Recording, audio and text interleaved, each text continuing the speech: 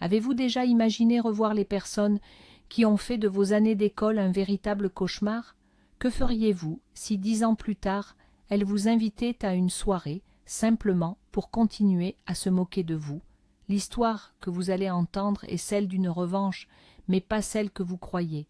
C'est l'histoire d'Élodie, une femme qui a transformé ses cicatrices en une force inébranlable. Accrochez-vous, car la chute est aussi spectaculaire qu'inattendue. Au lycée, dans un quartier modeste de la banlieue lyonnaise, Élodie Fournier était une ombre. Surnommée la souris, elle portait des vêtements trop grands, souvent de seconde main, et passait ses pauses à la bibliothèque. Ses parents, d'anciens géologues reconvertis en professeurs par nécessité, luttaient pour joindre les deux bouts. À l'opposé, il y avait Léa Dubois, la fille d'un riche industriel, et son acolyte, Chloé Martin. Pour elle, le lycée était une scène et Élodie était la cible parfaite. Les humiliations étaient quotidiennes, allant des moqueries sur ses vêtements aux livres jetés dans la boue.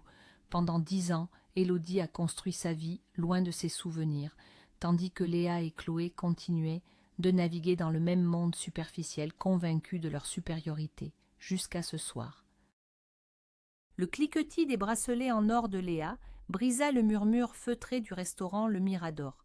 Depuis leur table, la vue sur la basilique de Fourvière illuminée était à couper le souffle, mais l'atmosphère entre les anciens camarades était électrique. « C'est juste une blague, Marc. Un peu d'humour, tu ne te souviens pas ?» lança Léa, un sourire carnassier aux lèvres. Marc, aujourd'hui un dentiste respecté, la foudroya du regard. « Ce n'était pas de l'humour, Léa, c'était du harcèlement.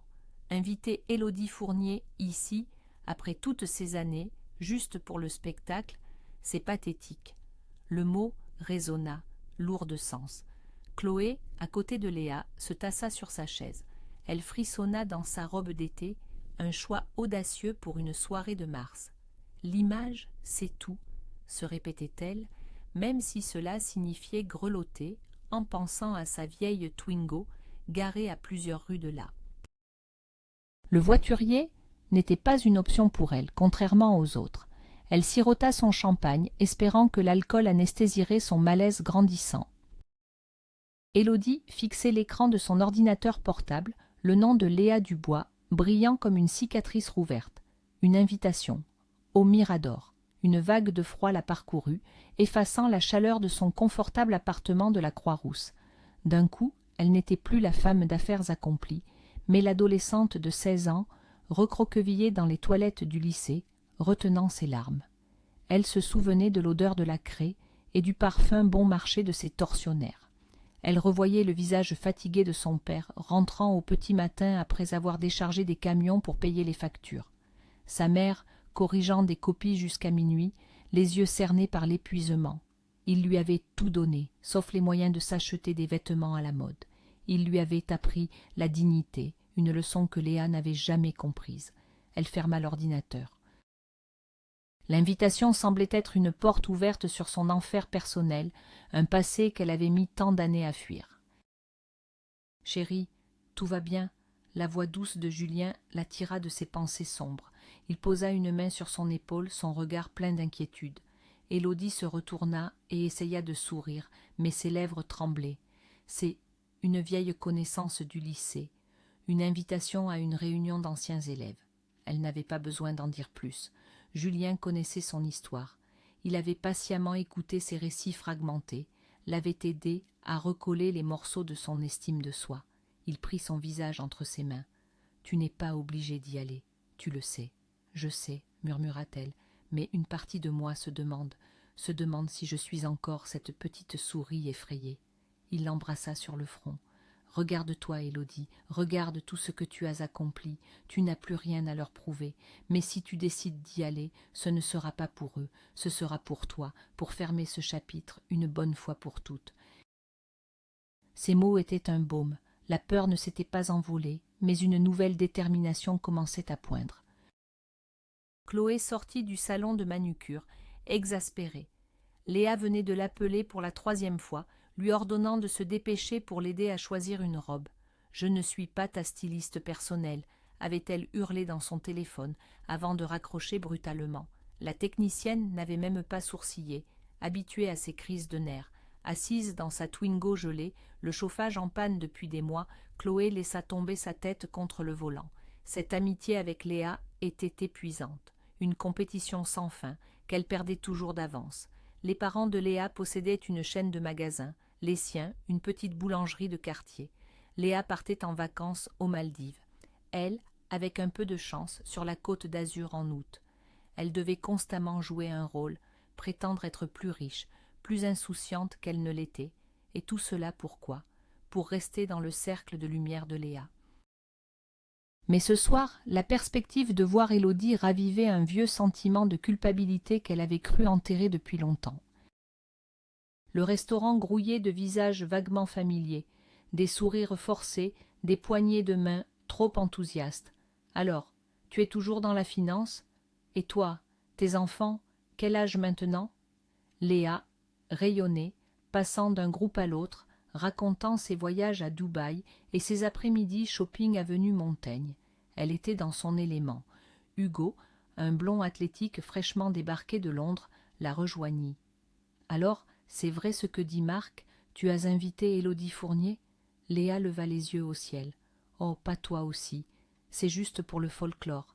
J'ai vu sa page sur les réseaux sociaux, une photo de fleurs en profil, des partages de chatons. C'est le signe universel d'une vie ennuyeuse. On va bien rire. » Hugo secoua la tête, un air de déception sur le visage.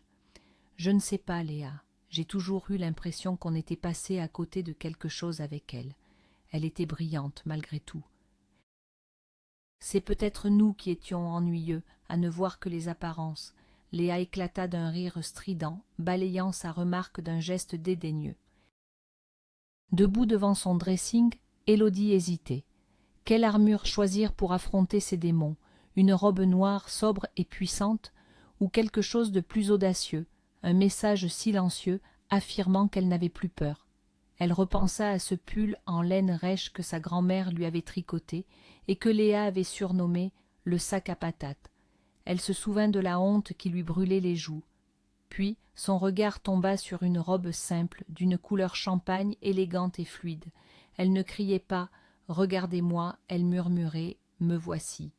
C'était parfait. En se maquillant, elle ne chercha pas à se transformer, mais à souligner ce qui était déjà là. La confiance dans ses yeux, le léger sourire au coin des lèvres. Elle n'était plus la souris, elle était Élodie. En passant devant le miroir du couloir, elle s'arrêta. L'image qui lui faisait face était celle d'une femme sereine, en paix avec son passé. Elle inspira profondément. L'heure était venue. « Elle n'est même pas venue, tu vois, » ricana Chloé, essayant de se remettre dans les bonnes grâces de Léa. Elle a dû avoir trop peur, la pauvre petite souris, effrayée par les grands méchants chats. Léa sourit, satisfaite. Évidemment, qu'est-ce qu'elle ferait ici? Elle serait complètement déplacée. Imagine-la avec ses fripes de chez Tati au milieu de tout ça. Elle fit un geste ample, englobant les boiseries sombres, les lustres en cristal et les serveurs en livrée. Marc, qui avait entendu la conversation, intervint, le ton glacial. « Vous n'avez vraiment rien appris en 10 ans, rien. Vous savez, mes parents m'ont toujours dit que la roue tourne, que ceux qui sont en haut peuvent se retrouver en bas, et inversement. Je me souviens l'avoir vu courir sous la pluie, son sac trempé parce que vous l'aviez balancé dans une flaque. Et malgré ça, elle revenait le lendemain et avait les meilleures notes de la classe. Ça, c'est de la force de caractère, une chose que l'argent de ton père ne pourra jamais t'acheter, Léa. » Juste à ce moment, les lourdes portes en verre du Mirador s'ouvrirent. Une silhouette se dessina dans l'encadrement. Un silence parcourut la salle, puis les conversations reprirent. Mais à la table des anciens élèves, le temps semblait s'être arrêté. Élodie s'avança, traversant le restaurant avec une grâce tranquille. Sa robe champagne captait la lumière, ses cheveux bruns tombaient en cascade sur ses épaules. Elle n'était pas spectaculaire, elle était simplement éblouissante. Son regard balaya l'assemblée sans hostilité ni nervosité et se posa sur leur table. Un léger sourire flotta sur ses lèvres. Elle se dirigea vers eux. Chloé sentit sa gorge se serrer, son verre de champagne figé à mi-chemin de sa bouche. Léa, quant à elle, était pétrifiée. Son visage affichait une incrédulité totale, comme si elle voyait un fantôme magnifique qui venait hanter sa soirée parfaitement orchestrée. Ce n'était pas la souris. C'était quelqu'un d'autre. « Bonsoir, dit Élodie d'une voix calme et posée. Le son était si différent de celui de l'adolescente timide qu'ils avaient de connu. Hugo fut le premier à se lever, un large sourire illuminant son visage. « Élodie, mon Dieu, c'est incroyable, tu es radieuse. » Il la serra maladroitement dans ses bras, sincèrement heureux. Marc se leva aussi, lui tendant la main. « Élodie, je suis vraiment content que tu sois venue. » Ses yeux disaient tout le regret qu'il n'osait formuler. Élodie lui rendit sa poignée de main, chaleureuse, puis son regard se posa sur Léa et Chloé, toujours assises, figées. Chloé bafouilla un salut à peine audible. Léa, elle, se contenta de la dévisager de haut en bas, cherchant la faille, le détail qui trahirait l'imposture. Mais il n'y en avait pas. De la coiffure impeccable aux escarpins discrets mais griffés, tout était parfait, trop parfait. La jalousie, un venin familier, commença à monter en Léa, brûlant et amer. Léa retrouva sa contenance, ou du moins son masque de mépris. « Eh bien, Fournier, on dirait que tu as bien profité, tu as dû trouver un bon pigeon à plumer pour te payer cette robe. » La remarque était brutale, destinée à la faire trébucher, à la ramener à sa place d'autrefois. Mais Élodie ne s'y a pas. Elle s'assit à la place vide à côté de Marc. Certaines choses ne changent jamais, n'est-ce pas, Léa? Tu juges toujours les gens sur ce qu'ils portent et non sur ce qu'ils sont. À ce moment précis, le maître d'hôtel, un homme digne aux cheveux grisonnants, s'approcha de la table. Il contourna Léa et s'inclina légèrement devant Élodie. « Madame Mercier, j'espère que tout se passe comme vous le souhaitez ce soir. Monsieur votre mari vient de faire livrer ceci pour vous. » Un jeune serveur apporta une immense gerbe d'orchidées blanches d'une beauté irréelle. Il y avait plus de fleurs dans ce bouquet que Chloé n'en avait reçu dans toute sa vie. Mercier, l'écho du nom sortit des lèvres de Léa comme un cri étranglé. Pas Julien Mercier, l'entrepreneur. Elle connaissait ce nom. Tout Lyon connaissait ce nom. Un des plus jeunes et brillants chefs d'entreprise de la région, parti de rien pour bâtir un empire dans la tech. Élodie sourit doucement en caressant un pétale d'orchidée. « Oui, c'est mon mari. » Le choc sur le visage de Léa était presque comique. Toutes ces certitudes, tout l'ordre de son univers bien rangé où les riches épousent les riches et les pauvres restent à leur place, venait de voler en éclats. Chloé, elle, sentait un mélange étrange d'admiration et de désespoir. Élodie n'avait pas seulement réussi, elle avait pulvérisé toutes les attentes. Elle avait gagné le jeu auquel Léa et elle jouaient depuis toujours, mais en suivant ses propres règles. La petite souris était devenue une lionne, et elle ne l'avait même pas vue venir. Léa, incapable d'accepter la défaite, chercha un autre angle d'attaque. « Alors comme ça, on a fait un beau mariage, siffla-t-elle, sa voix dégoulinante de sarcasme. Tu as bien appris tes leçons, c'est facile de jouer les grandes dames avec le portefeuille d'un autre. » Hugo fronça les sourcils. « Léa, ça suffit. C'est déplacé. » Mais Élodie leva une main apaisante. « Non, laisse, c'est intéressant. Dis-moi, Léa, qu'as-tu fait de ces 10 dernières années? À part dépenser l'argent de tes parents, ?» Léa fut prise de court. « J'ai voyagé, j'ai un blog de mode. »« C'est bien, » coupa Élodie, sans une once d'ironie. « Moi, j'ai passé un diplôme d'école de commerce en cours du soir, tout en travaillant la journée. J'ai rencontré Julien à l'université, nous étions tous les deux fauchés et pleins de rêves. Nous avons monté notre première entreprise dans son garage. Alors oui, aujourd'hui nous avons de l'argent, mais nous l'avons gagné. Chaque centime. Et toi, Léa, qu'as-tu gagné à part des followers? » Un silence de mort s'abattit sur la table. Chaque mot d'Élodie avait été une flèche, tirée avec une précision chirurgicale, sans haine mais avec une clarté désarmante. Léa, pour la première fois de sa vie, était sans voix. Son visage passait du rouge de la colère au blanc de l'humiliation. Elle, la reine du lycée, venait d'être publiquement mise à nu par celle qu'elle avait tourmentée pendant des années. Chloé baissa les yeux sur ses ongles parfaitement manucurés. Elle se sentit soudain ridicule, avec ses stratégies pour paraître ce qu'elle n'était pas. Élodie, elle, n'avait jamais prétendu.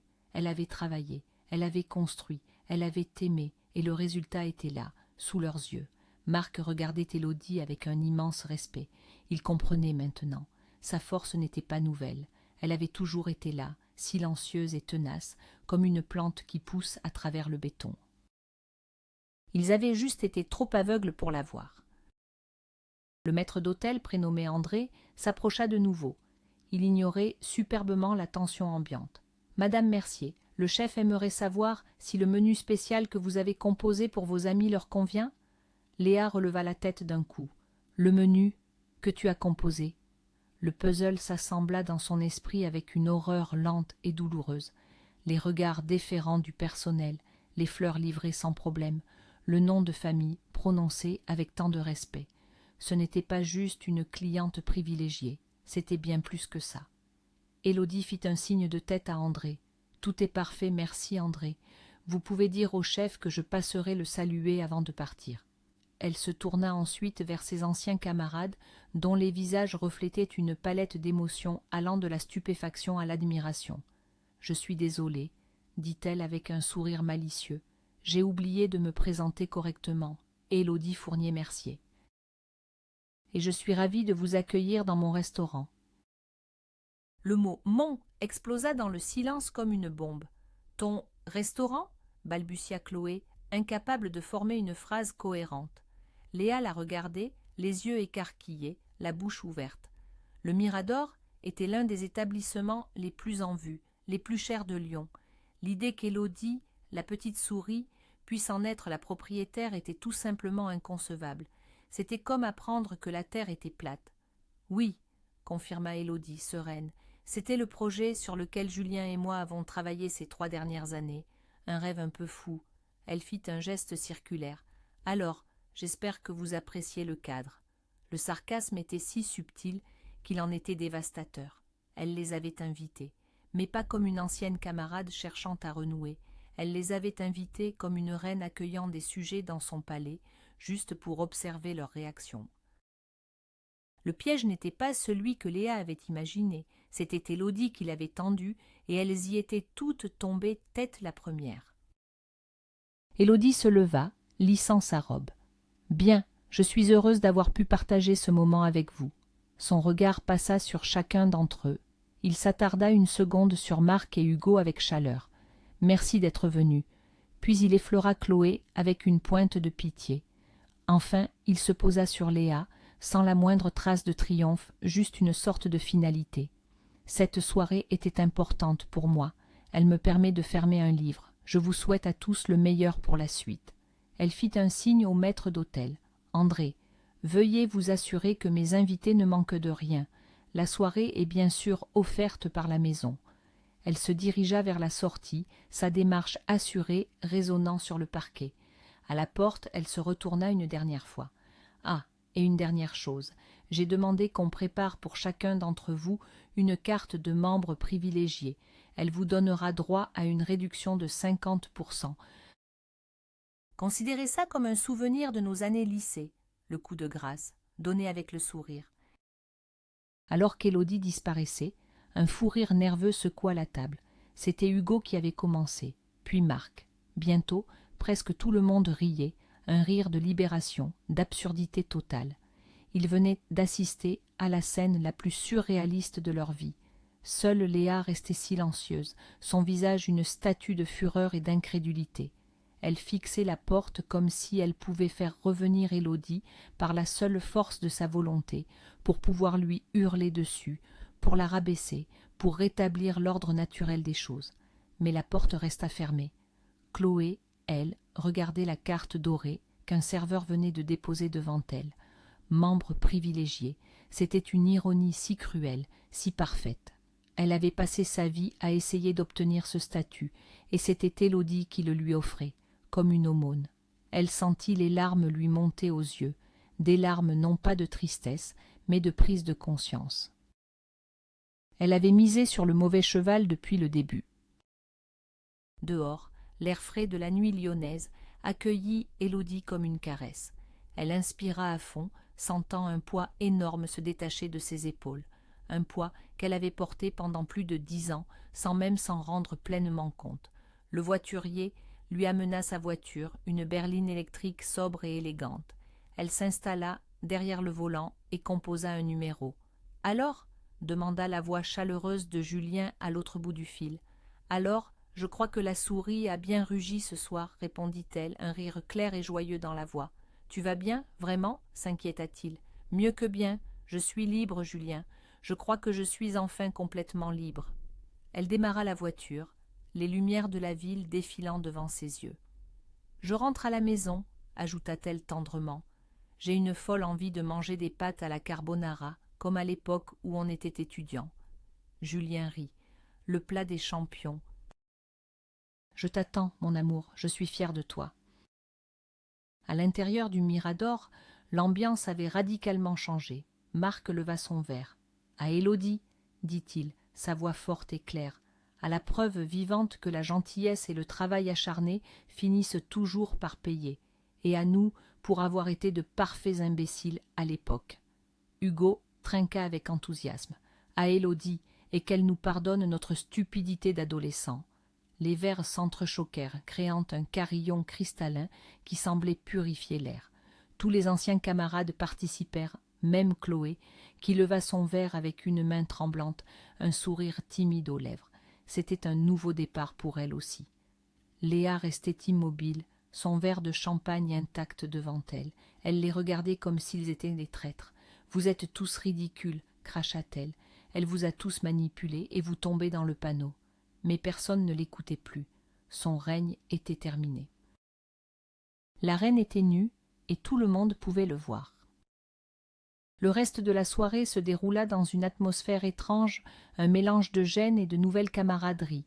On parla d'Élodie, non plus avec moquerie, mais avec un respect teinté d'admiration. Certains se remémoraient des anecdotes, réalisant avec le recul la cruauté de leurs propres actions. « Vous vous souvenez quand on a caché son sac ?» dit l'un. « Je me sens tellement mal maintenant. » Chloé, pour la première fois, participa à la conversation sans se cacher derrière Léa. Elle parla de son travail, de ses vrais soucis, de ses rêves modestes. C'était comme si le départ d'Élodie avait brisé un sortilège, libérant chacun du rôle qu'il jouait depuis le lycée. Léa, quant à elle, était devenue invisible. Elle resta assise, seule au milieu du bruit, envoyant des messages furieux sur son téléphone. Elle avait perdu son public, et une reine sans cour n'est plus rien. Elle finit par se lever brusquement, jetant sa serviette sur la table, et partit sans un mot, sous le regard indifférent de ses anciens sujets. Élodie gara sa voiture dans le parking souterrain de son immeuble. En montant dans l'ascenseur, elle se regarda dans le miroir. Elle ne vit pas une femme qui venait de prendre sa revanche. Elle vit simplement une femme en paix. La victoire n'était pas d'avoir humilié Léa. La vraie victoire était d'avoir réalisé que l'opinion de Léa et de tous les autres n'avait plus aucune importance. Elle n'avait pas agi par vengeance, mais par besoin de clôture. Elle avait affronté son passé, non pas pour le détruire, mais pour lui faire ses adieux. En ouvrant la porte de son appartement, une délicieuse odeur de sauce lui parvint. Julien était dans la cuisine, un tablier noué autour de la taille, remuant une casserole avec concentration. Il se retourna et lui sourit. « Bienvenue à la maison, madame la patronne. » C'était ça, sa vraie vie, son vrai succès, un foyer rempli d'amour, de rire et de l'odeur réconfortante des pâtes qui cuisent.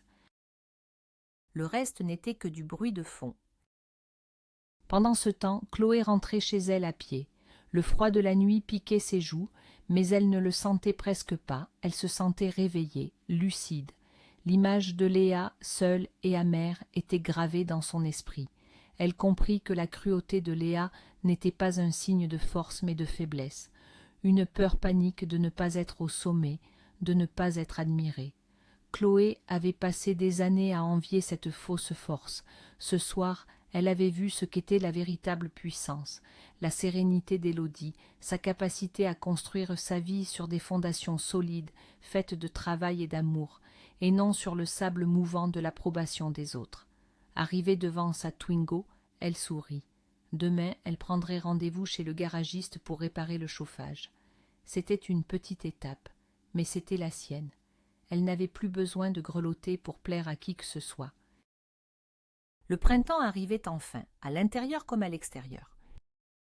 Marc et Hugo sortirent ensemble du restaurant, marchant le long des quais de Saône. C'était une sacrée soirée, dit Hugo en secouant la tête, encore sous le choc. Marc hocha la tête, un sourire songeur aux lèvres. Tu sais, je pense que nous avions tous besoin de ça. Une piqûre de rappel, pour ne pas oublier d'où l'on vient et surtout pour réfléchir à la personne que l'on veut devenir. Il s'arrêta et regarda les lumières de la ville se refléter sur l'eau sombre. Ce soir, Élodie ne nous a pas seulement montré sa réussite, elle nous a montré un chemin, la possibilité de changer, de devenir meilleur. Ça me donne envie de m'excuser sincèrement auprès d'elle, pas pour obtenir quelque chose, juste parce que c'est la bonne chose à faire. Hugo acquiesça. Je suis d'accord, je vais chercher son contact, on devrait l'inviter à déjeuner, mais cette fois, en amis, en vrais amis.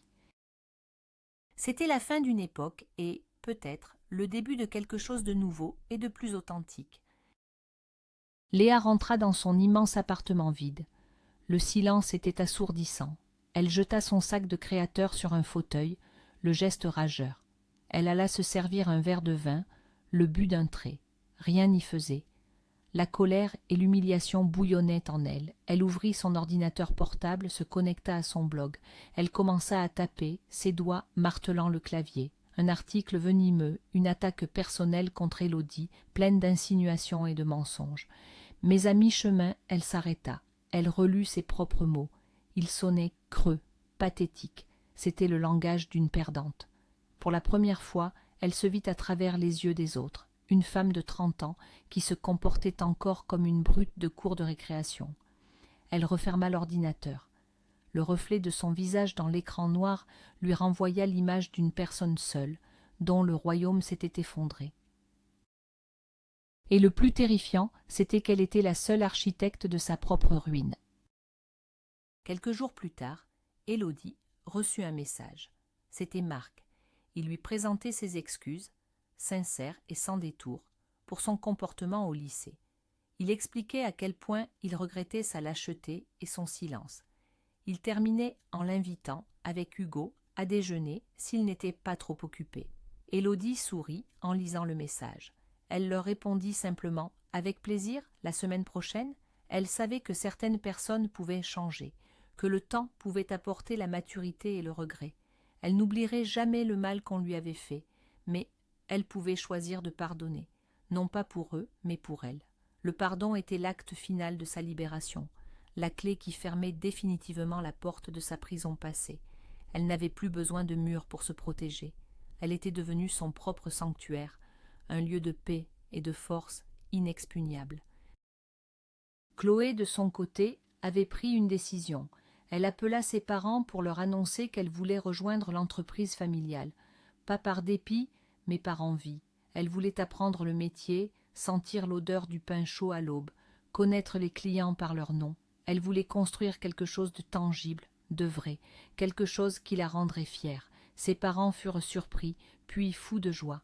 Ce soir-là, en se couchant, Chloé se sentit plus légère qu'elle ne l'avait été depuis des années. Elle n'enviait plus les robes de Léa, ni même le restaurant d'Élodie. Elle commençait à peine à découvrir son propre chemin, et pour la première fois, il lui paraissait infiniment plus précieux que tous les faux-semblants du monde. Elle s'endormit en rêvant, non pas de champagne et de paillettes, mais de farine et de mains travailleuses, les siennes. Le restaurant Le Mirador était plein ce soir-là. Élodie passait de table en table, non pas comme une propriétaire distante, mais comme une hôtesse chaleureuse, s'assurant que chaque client se sentait unique. Elle aimait son travail, elle aimait créer des moments de bonheur pour les autres. C'était sa plus belle revanche sur un passé où son propre bonheur avait été si souvent bafoué. Elle aperçut un couple de personnes âgées, un peu intimidées par le luxe ambiant. C'étaient ses parents. Elle leur avait fait la surprise de les inviter. En les voyant là, les yeux brillants de fierté, le cœur d'Élodie se remplit d'une gratitude immense. Tout ce qu'elle était, tout ce qu'elle avait accompli, c'était grâce à eux, grâce à leur amour inconditionnel, à leur exemple de travail et de dignité. Elle s'approcha et embrassa sa mère. « Tout va bien ?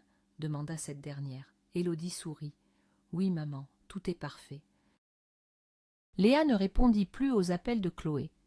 Elle s'enferma dans un silence glacial, coupant les ponts avec ceux qu'elle considérait comme des traîtres. Son blog de mode devint de plus en plus acerbe, ses publications de plus en plus vides. Ses followers commencèrent à se lasser de son amertume constante. Elle était comme un navire qui a perdu son gouvernail, dérivant seul dans un océan de ressentiment. Elle n'avait pas compris la leçon, elle n'avait pas compris que le monde ne tournait pas autour d'elle, que le respect se gagnait et ne s'achetait pas. Elle continua de croire qu'elle était une victime, que le monde était injuste. Son histoire n'était pas celle d'une chute spectaculaire, mais d'une lente et triste décoloration, comme une vieille photo qui perd ses couleurs au soleil. Elle était devenue un fantôme de sa propre splendeur passée, hantant les couloirs vides de sa vie luxueuse mais sans âme. Le déjeuner entre Élodie, Marc et Hugo fut simple et chaleureux. Ils se retrouvèrent dans un petit bistrot du Vieux-Lyon, loin du faste du Mirador. Ils parlèrent du présent, de leur vie, de leurs espoirs. Le passé ne fut évoqué qu'une seule fois, quand Marc et Hugo s'excusèrent de vive voix. Élodie accepta leurs excuses avec une grâce qui les toucha profondément.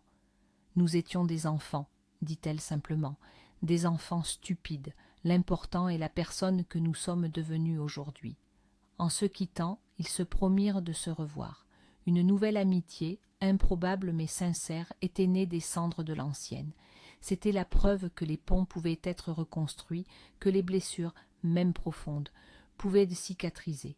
Il suffisait d'un peu de courage, d'honnêteté et de la volonté de voir au-delà des apparences.